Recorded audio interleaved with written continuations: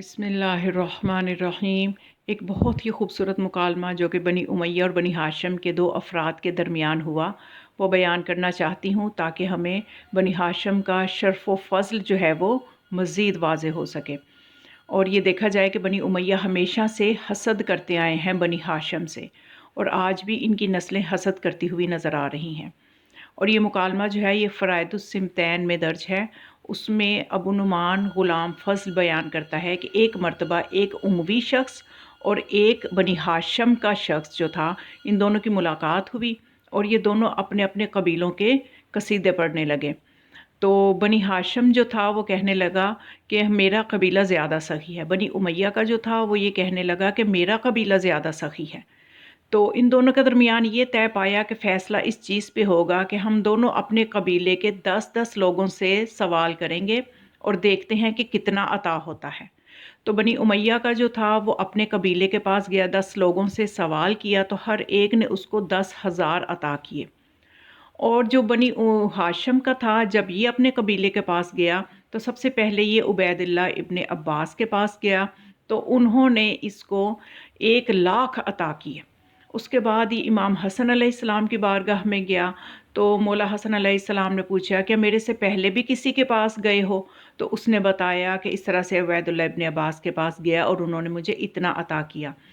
تو امام حسن علیہ السلام نے اس سے یہ کہا کہ اگر تم پہلی ہی مرتبہ میرے پاس آ جاتے تو میں تمہیں اتنا عطا کرتا کہ تمہیں کسی اور کے پاس جانے کی ضرورت ہی نہ رہتی۔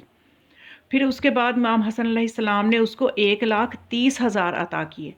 پھر اس کے بعد مولا حسین علیہ السلام کی بارگاہ میں گیا تو مولا حسین علیہ السلام نے بھی یہی سوال کیا کہ کیا مجھ سے قبل کسی کے پاس گئے ہو؟ اس نے پورا بتا دیا۔ تو پھر امام حسین علیہ السلام نے فرمایا کہ میں اپنے سردار سے فوقیت نہیں کر سکتا، برتری نہیں کر سکتا، یعنی مولا حسن علیہ السلام کی سرداری کا اعلان کرتے ہوئے کہ میرا بھائی حسن جو ہے وہ میرا سردار ہے اور غلام کبھی بھی سردار سے آگے نہیں بڑھ سکتا، یہ بتانا چاہتے ہیں۔ تو اس لیے مولا حسین علیہ السلام نے فرمایا میں اپنے سردار سے برتری نہیں رکھ سکتا، تو امام حسین علیہ السلام نے اس کو 1,00,000 عطا کیے۔ تو اب یہ صرف 3 لوگوں کے پاس گیا تو اس کے پاس 3,30,000 ہو گئے، اور وہ 10 لوگوں سے سوال کر کے آیا تو 1,00,000 اس کے پاس اکٹھے ہوئے۔